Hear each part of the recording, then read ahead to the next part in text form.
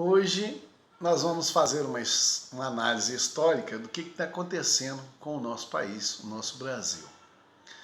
O Brasil, quando foi descoberto pelos portugueses, que aqui chegaram com Pedro Álvares Cabral, encontraram os índios e no primeiro momento houve uma chegada amistosa, os índios ajudaram inclusive a carregar a primeira cruz, para fazer a primeira missa. E era um país maravilhoso, encontraram depois outras paisagens que são maravilhosas. É um país talvez dos mais bonitos, se não o mais bonito do mundo. Mas logo depois veio a exploração e veio a escravidão. Primeiro escravizaram os índios e depois escravizaram os negros, que trouxeram os negros da África. Os homens portugueses, os europeus que para cá vieram, não se preocupavam em trazer mulheres. Então houve uma miscigenaria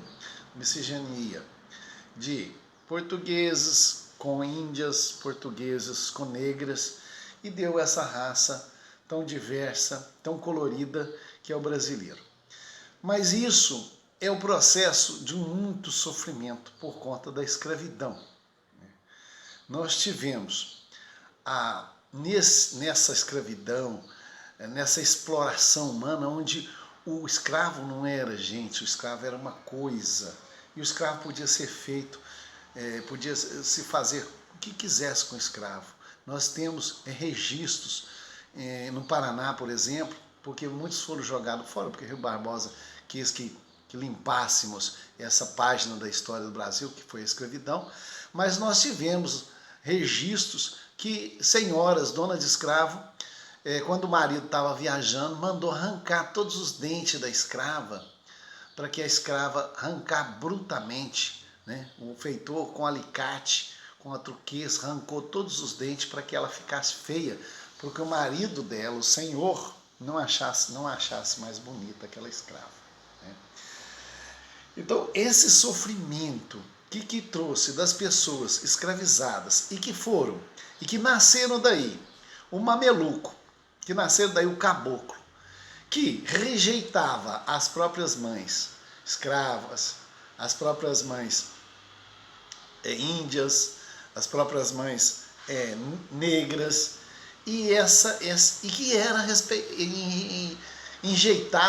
rejeitados pelos pais, né, que não aceitavam também esses filhos como legítimos. Então essa raça, esse tipo de gente, mameluco, caboclo, foram obrigados a formar uma outra etnia, a etnia brasileira. Daí nasce essa brasilidade, que é a formação desse povo que é o Brasil, esse povo tão sofrido, que nasceu desse sofrimento, que é o sofrimento de ser escravizado, explorado, sofreu todo tipo de castigos físicos, psíquicos, né?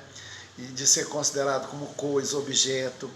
E, do outro lado, a falta de amor, falta de empatia, enquanto a gente pensar que o outro não vale nada, o outro é uma coisa. Então nós herdamos o sofrimento, mas herdamos também a maldade dessa escravidão, que marca a nossa história tão forte.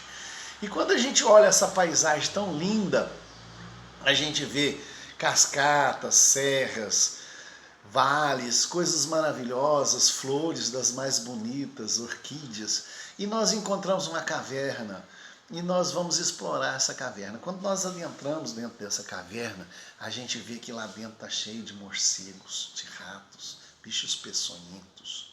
Né? Quando nós vemos o nosso país construído com suor, né, do escravo, e que ainda é taxado de que nós brasileiros somos preguiçosos. Olha a nação que nós construímos, olha Brasília maravilhosa, idealizada por um comunista, Carlos Prestes, Carlos Maia, que pensou uma cidade em que todo mundo fosse igual, que lá todo mundo mora nos prédios, que deveria morar tudo num prédio igual, com casas iguais, e do outro lado o comércio. Então, nós temos Brasília, um congresso, os desenhos todos pensados, arquitetados, né, por Carlos Maia, com um prato voltado para cima para receber as ideias, as intuições democráticas, e um prato virado para baixo para passar essas ideias para a nação, para o povo, para desenvolver. E se a gente adentrar de noite à noite dentro desses palácios, do Palácio do Congresso, do Palácio do Planalto, nós vamos encontrar lá à noite falcatruas, negociatas, né? Recebendo coisas, pessoas, bandidos, criminosos ali dentro, né? Infelizmente, a verdade está dentro da caverna. A verdade está dentro, no interior dos palácios no Brasil. E aí a gente encontra esse pessoal dentro que apossou desse governo em nome de limpar e acabar com a corrupção. E a gente vê que é exatamente o contrário. Mais uma vez, o povo foi enganado. É muito triste e o povo não tem reação, porque o povo é um povo sem opinião, um povo sem identidade. Esse povo que nasceu do mameluco e que nasceu do caboclo e que hoje está, infelizmente, perdido, né, a sua própria sorte.